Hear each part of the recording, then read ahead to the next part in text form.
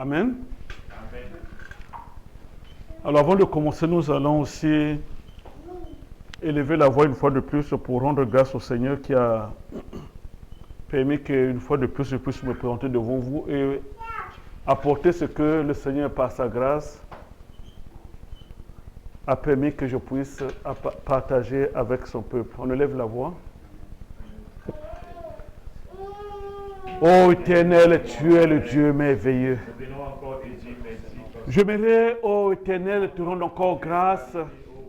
Toi qui as permis que ce jour je puisse encore me présenter en ces lieux pour partager avec ton peuple ce que tu as mis dans mon cœur. Détruis, ô Éternel, tout ce qui est à moi. Détruis mes pensées, détruis ma chair et détruis tout ce qui ne te glorifie pas en moi, Seigneur. Et rends ton peuple attentif à entendre ta parole et à entendre ce que toi-même tu as réservé pour ce peuple. Gloire à toi, Seigneur, pour ton amour. Gloire à toi, ô Dieu, toi qui vis au siècle des siècles, au nom de Jésus-Christ.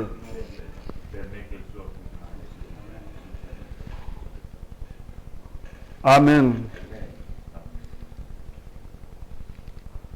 Alors pour commencer, j'aimerais prendre un premier passage qu'on va lire ensemble. Je vais faire 2 lectures et après on va continuer. La première lecture que nous allons faire ensemble, c'est dans Éphésiens 2, le verset 10. Car nous sommes son ouvrage, ayant été créés en Jésus-Christ pour les bonnes œuvres que Dieu a préparées d'avance afin que nous les pratiquions. Amen. Amen. Nous sommes l'ouvrage de Dieu et les œuvres que nous pouvons en avoir, c'est ce que Dieu a mis d'avance sur nous. Amen. Amen.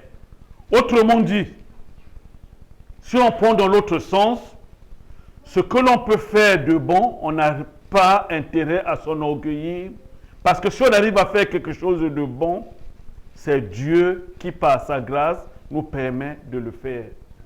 Amen. Donc, on n'a pas à tirer la couverture sur nous. Tirer la couverture sur nous, c'est de l'orgueil mal placé, parce que, en réalité, on ne mérite absolument rien. Amen. Amen. Et Dieu, par sa grâce, le dit encore.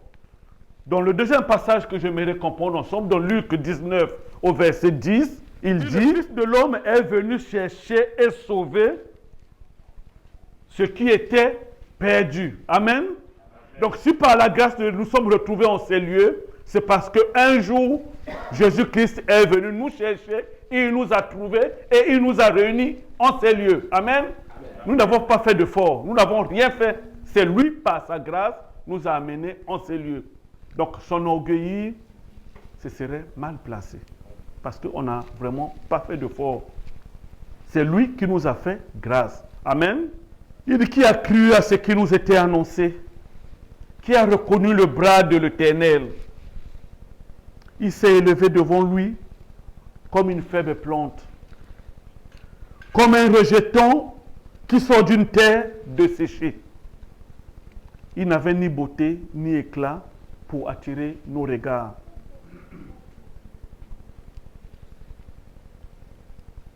Et son aspect n'avait rien pour nous plaire. Il était méprisé et abandonné des hommes. Homme de douleur et habitué à la souffrance. Semblable à celui dont on détourne le visage. Nous l'avons dédaigné, nous n'avons fait de lui aucun cas.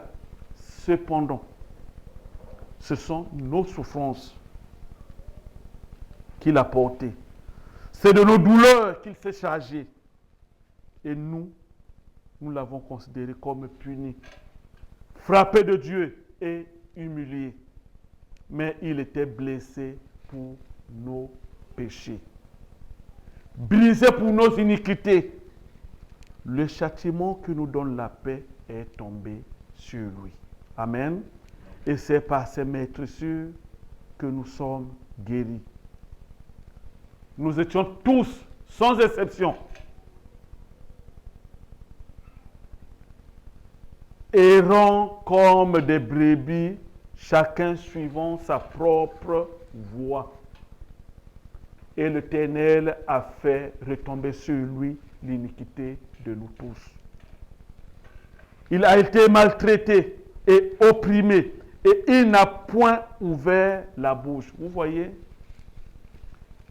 lui qui était Dieu, qui n'avait commis aucune faute, on l'a traité de tout. On a craché sur lui.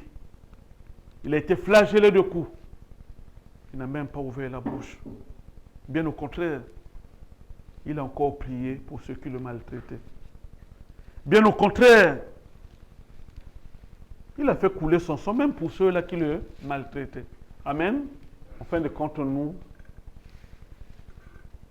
comme je disais au départ, nos œuvres sont le résultat de son travail. Nous ne méritons absolument rien. Amen. Dans le psaume 53, les versets 3 et 4, Dieu, du haut des cieux, regarde les fils de l'homme pour voir s'il y a quelqu'un qui soit intelligent, qui cherche Dieu. Tous sont égarés, tous sont pervertis, il n'en est aucun qui fasse le bien, pas même un seul. Donc de nous-mêmes, s'il n'y avait pas sa grâce, on ne pourrait pas faire du bien. Si on arrive à faire du bien aujourd'hui, c'est parce que lui, il a mis en nous cette possibilité. Amen. Amen. Alors j'aimerais qu'on puisse regarder aujourd'hui qu'est-ce qui se passe en fait dans le corps de Christ. C'est des choses de base que des fois on ne fait pas attention et le Seigneur, lui, on va prendre ensemble le passage dans Luc 18, du verset 9 au 13. Le Seigneur prend un exemple, à partir du verset 9. Il prend l'exemple de deux personnes qui étaient dans une église, c'était comme la nôtre à l'époque.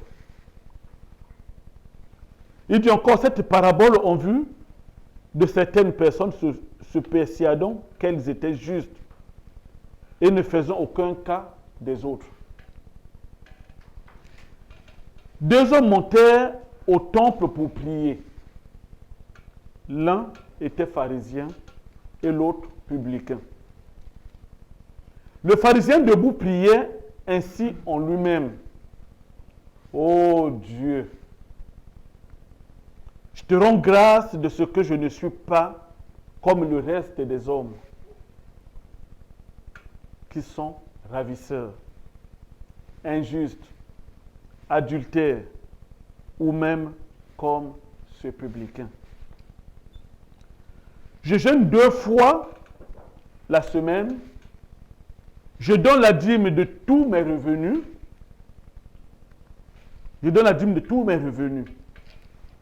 Le publicain, se tenant à distance, n'osait même pas lever les yeux au ciel. Mais il se frappait la poitrine en disant, « Oh Dieu, sois apaisé envers moi qui suis un pécheur. » Amen. On voit l'attitude de ce pharisien. Il s'enorgueillit, comme pour dire que lui, il ne fait que du bien. Sans oublier que s'il peut faire du bien, c'est parce que le Seigneur a permis qu'il puisse faire cela. Et dans l'Église, ce genre de choses, on ne devait pas en avoir parce que c'est le Seigneur qui nous permet de faire ces bonnes œuvres. Il dit, je jeûne 2 fois.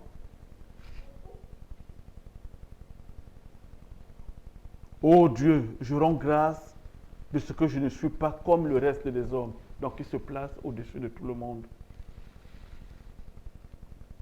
Qui sont ravisseurs et injustes, adultères, ou comme ce publicain.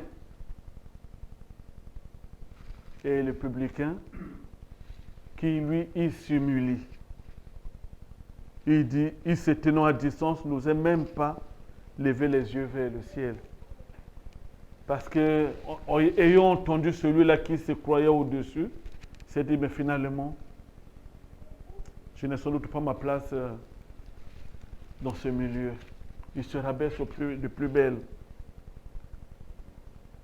Il n'osait même pas lever les yeux au ciel, mais il se frappait la poitrine en disant, oh Dieu, sois apaisé envers moi, qui suis un pécheur. Et le Seigneur, qu'est-ce qu'il dit pour conclure? Je vous le dis, celui-ci descendu dans sa maison justifié plutôt que l'autre. Car quiconque se lève sera abaissé et celui qui s'abaisse sera élevé. Amen. Amen. Le Seigneur, ce qu'il attend de nous, ce n'est pas qu'on se lève nous-mêmes. Qu'on ne puisse pas se regarder comme étant au-dessus des autres. D'ailleurs, il est dit dans Romains 12 au verset 3, il dit, je vais le prendre, Romains 12 au verset 3, par la grâce qui m'a été donnée, je dis à chacun de vous de n'avoir pas de lui-même une trop haute opinion, mais de revêtir des sentiments modestes selon la mesure de foi que Dieu a départie à chacun. Amen. Donc, c'est dit par là que le Seigneur, ce qu'il attend de nous, ce n'est pas qu'on se lève volontairement, qu'on se place au-dessus et qu'on place deux niveaux. Moi, je suis là et les autres sont là. Mais ce que le Seigneur attend de nous, c'est que toi, tu sois là et que tu considères que les autres sont là. Amen. Autrement dit, la première des choses que tu dois chercher, c'est l'intérêt de l'autre. Est-ce que mon action va élever l'autre? Ou bien l'action que je vais faire en se plaçant, est-ce que je ne vais pas faire du mal à l'autre? La première des choses dans son comportement de tous les jours en tant que chrétien, c'est privilégier toujours l'autre, jamais soi. Que toi, tu ne viennes qu'après. Amen. Je m'aimerais toujours continuer dans le même sens, prendre un autre passage. Je reste toujours sur Luc.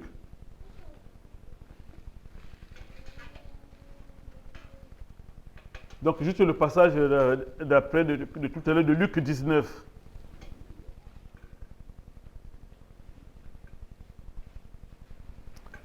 Et cette fois-ci de 1 à 10. Là, il parle d'un homme.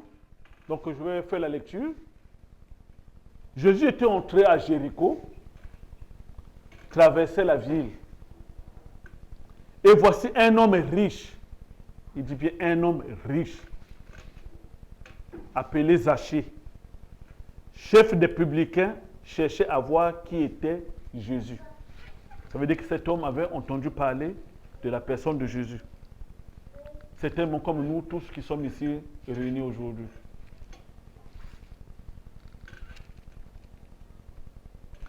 Et voici, cherchait à voir qui était Jésus. Mais il ne pouvait y parvenir à cause de la foule. Car il était de petite taille. Ah, il avait un problème. Il était de petite taille. Il courut en avant et monta sur un sycomore pour le voir, parce qu'il devait passer par là. Amen. Cet homme s'est résolu en lui. Moi, je veux voir la personne de Jésus, parce qu'il avait entendu parler de Jésus. Amen. Mais cet homme avait un handicap. Il était de petite taille. Donc, s'il restait là, il n'avait aucune chance de voir cette personne, la personne de Jésus. Il avait un deuxième handicap. Il y avait la foule. Et avec cette foule, il n'avait aucune chance, vu sa petite taille, de voir la personne de Jésus. Et il avait un troisième handicap, bon, qui n'en était peut-être pas un, mais qui pouvait en devenir un. C'était son rang social. Parce qu'on dit bien qu'il était riche. Amen. Si on regarde bien, cet homme voulait à tout prix voir la personne de Jésus. Amen. Il n'a pas regardé à tous ces handicaps qu'il avait. Il a cherché à les contourner. Sa petite taille, la foule, il a trouvé une solution. C'est courir vers l'avant, monter sur l'arbre et attendre que Jésus arrive. Amen. Cet homme n'a pas regardé à son rang social, parce que son rang social ne pouvait pas, il allait avoir honte. Tu te rends compte aujourd'hui, je prends un exemple aujourd'hui, je ne sais pas, je vais prendre qui? C'est qui le ministre des Finances aujourd'hui? C'est qui? Je ne sais même pas comment il s'appelle. C'est qui? Le maire, non, c'est ça? Oui, Bruno Le Maire. Tu te rends compte qu'il y a quelqu'un comme Bruno Le Maire? Il entend parler de ce roi-là de Jésus-Christ. Il y a une grande foule et lui il court, il dit non, moi je vais le voir. Vous vous rendez compte? Il va courir et monter sur un arbre pour voir, mais il va avoir honte, il ne le fera pas. Amen. Amen. Mais lui n'a pas regardé à tout ça. Il a dit moi je dois le voir ce monsieur. Il est monté sur son arbre. Amen. Sur l'arbre. Et je continue la lecture. Il courait en avant et montait sur un sycomore pour le voir parce qu'il était de petite taille. Et pour le voir parce qu'il devait passer par là. Lorsque Jésus fut arrivé à cet endroit, il leva les yeux et lui dit, Zachée, hâte-toi de descendre, car il faut que je demeure aujourd'hui dans ta maison. Amen. C'était cette parole, nous aussi, nous l'avons entendue un jour. Et nous avons accueilli la personne de Jésus-Christ chez nous. Amen. Mais pour lui, c'était un cas particulier parce qu'il s'est oublié, il s'est dépouillé de sa personne pour rencontrer la personne de Jésus. Amen. Amen. Cet homme s'est laissé trouver par Jésus-Christ. C'est tellement nous aussi, un jour, nous nous sommes laissés trouver par Jésus-Christ. Et Jésus, en l'ayant trouvé, il a dit, hâte-toi de descendre. Amen. Zachée se hâta de descendre et le reçut avec joie. C'est-à-dire que son but a été atteint. Quelque chose de désespéré, il ne s'attendait pas à ça. Son but a été atteint. C'était le plan de Dieu. Amen. Amen. Voyons cela, tous murmuraient et disaient, il est allé loger chez un homme pécheur. Amen. La foule a déjà condamné cet homme qui a été trouvé par Jésus. Mais ils n'ont pas vu tout le parcours que l'homme a eu à faire pour la recherche de Jésus. La foule s'est précipitée à condamner. Ils disent quoi? Non seulement qu'ils condamnent Zachée, mais ils condamnent aussi cet homme qui a décidé aujourd'hui de rentrer dans la maison de Zachée. Voyons cela, tous murmuraient en disant, il est allé loger chez un homme pécheur. Mais Zachée, se tenant devant le Seigneur, lui dit, voici Seigneur, je donne aux pauvres la moitié de mes biens.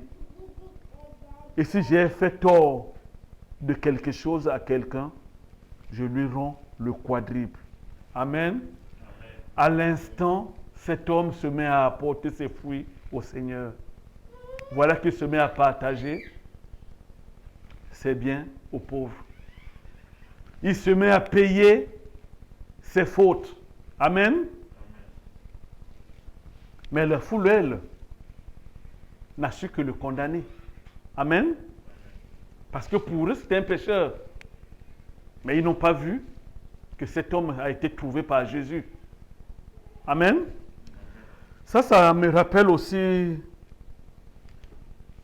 ça me rappelle l'histoire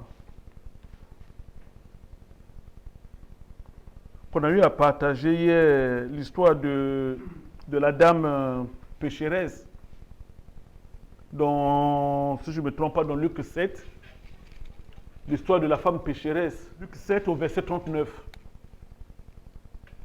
Quand la femme pécheresse a trouvé le Seigneur, elle est venue, elle a pleuré, elle a essuyé, elle a parfumé le Seigneur.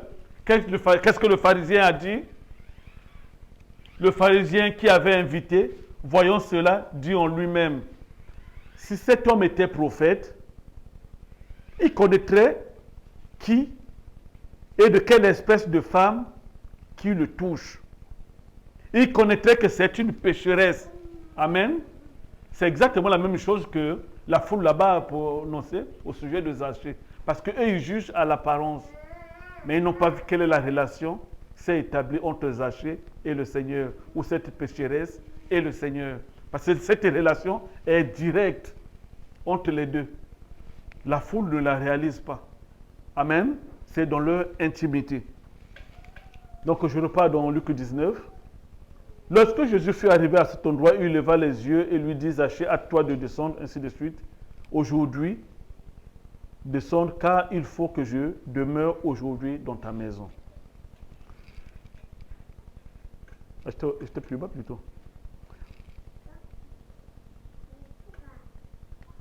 Ah oui, c'était au verset 9. Jésus lui dit, au verset 9, le salut est entré aujourd'hui dans cette maison, parce que celui-ci est aussi un fils d'Abraham. Amen. Car le Fils de l'homme est venu chercher et sauver ce qui était perdu. Amen. Donc là, il s'adresse à ceux-là qui s'étaient mis à condamner. Qui n'est pas venu pour vous qui êtes bien. Il est venu pour sauver ceux-là qui étaient perdus, comme Zachée ou comme la pécheresse. Amen. Cette parole, ça me rappelle encore aussi cette parole du Seigneur qui dit que le salut est entré dans ta maison aujourd'hui. Je ne sais pas si ça vous rappelle le brigand sur la croix. Quand il m'était insulté, le Seigneur lui l'a dit, toi tu n'as pas peur. Lui n'a commis aucune faute. Aucune faute. Le Seigneur a dit quoi? Aujourd'hui, tu seras avec moi dans la maison de mon Père. Amen.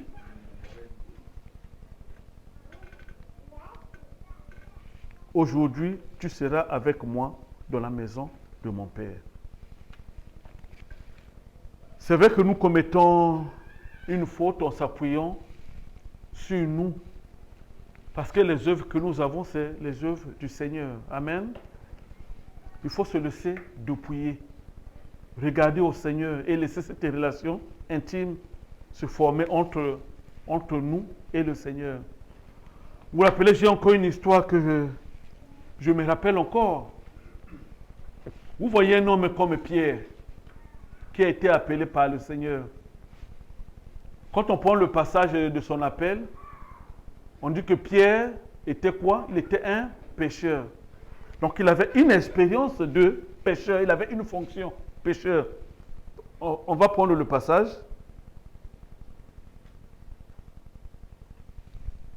Il avait cette fonction de pécheur. Mais quand il a rencontré le Seigneur, on voit que cet homme a oublié sa fonction de pécheur. On va essayer de le lire ensemble. Comme Jésus se trouve, Luc 5 à partir du verset 1.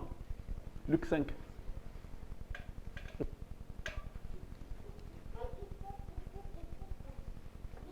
Comme Jésus se trouvait auprès du lac de Génézareth et que la foule se pressait autour de lui pour entendre la parole de Dieu, il vit au bord du lac 2 barques, d'où les pêcheurs étaient descendus pour laver leurs filets.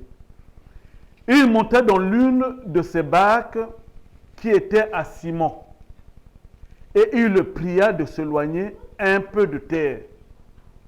Puis il s'assit et de la barque, il enseignait la foule. Donc c'est Jésus qui enseignait la foule. Lorsqu'il eut cessé de parler, il dit à Simon, avance en pleine eau et jetez vos filets pour pêcher. Simon lui répondit, Maître, nous avons travaillé toute la nuit sans rien prendre. Mais sur ta parole, je jetterai le filet. Amen. Il a travaillé toute la nuit. Il n'a pas trouvé de poisson. Simon était pêcheur. Amen. Donc avec son expérience de pêcheur, il n'aurait pas accepté du tout de jeter son filet.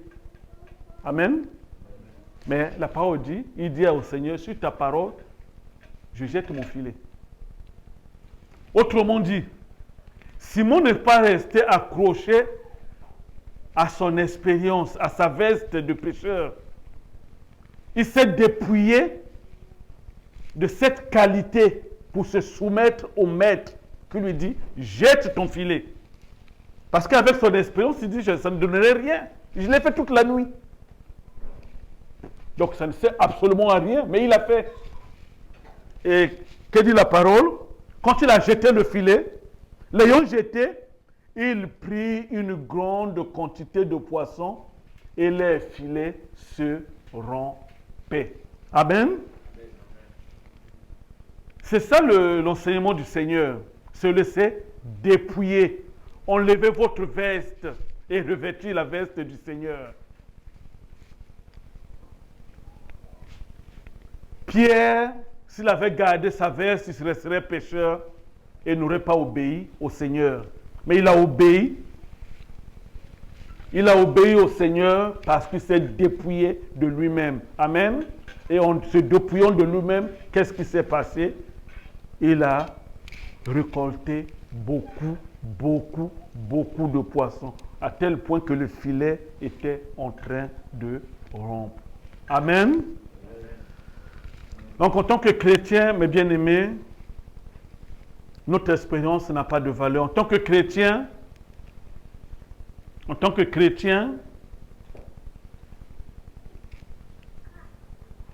nos œuvres ne sont que celles-là que le Seigneur a mis en nous. S'enorgueillir n'a aucun sens. Amen. J'aimerais partager ensemble le témoignage de notre bien-aimé, notre Maître, le Seigneur Jésus-Christ, dans Philippiens 2, à partir du verset 3, de 3 à 11. Il dit, ne faites rien par esprit de parti ou par vaine gloire, mais que l'humilité vous fasse regarder les autres comme étant au-dessus de vous-même. Amen. C'est ce qu'on a lu dire tout à l'heure dans Romains. Oui, mais c'est la même chose. De chercher toujours l'intérêt de l'autre. Amen. Que chacun de vous, au lieu de considérer ses propres intérêts, considère aussi ceux des autres. Amen. Ayez en vous les sentiments qui étaient en Jésus-Christ. Vous voyez Jésus-Christ, on a dit encore tout à l'heure, lui il était Dieu. Il n'avait commis aucune faute. Mais il a été maltraité sans dire aucun mot. On a craché sur lui. Je crois qu'aujourd'hui, tous ici, si on crache sur nous, tous nous allons réagir. Mais lui n'a pas réagi. Bien au contraire, il a prié pour ces gens-là. Amen.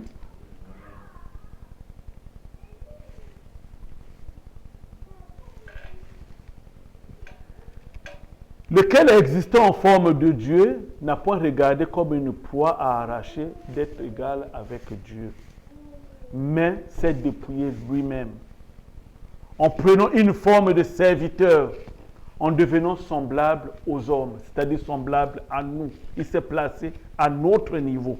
Amen. Et ayant paru comme un simple homme, il s'est humilié lui-même, se rendant obéissant jusqu'à la mort, même jusqu'à la mort de la croix. Amen. C'est pourquoi aussi Dieu l'a souverainement élevé et lui a donné le nom qui est au-dessus de tout nom, afin qu'au nom de Jésus, tout genou fléchisse dans les cieux, sur la terre et sous la terre, et que toute langue confesse que Jésus-Christ est Seigneur, à la gloire de Dieu le Père. Amen. Amen. Donc, revêtons en nous la personne de Jésus-Christ. Revêtir Jésus-Christ veut dire à chaque instant, on doit chercher à porter les qualités qui étaient celles de Jésus-Christ. Les qualités que Jésus-Christ a mis à notre disposition. Amen. Amen. Voilà le peu que je voulais partager avec le peuple de Dieu, et que le Seigneur puisse faire que cette parole puisse apporter du bon fruit, qu'elle puisse produire du bon fruit en nous. Amen. Amen. Que le Seigneur vous bénisse, mes bien-aimés.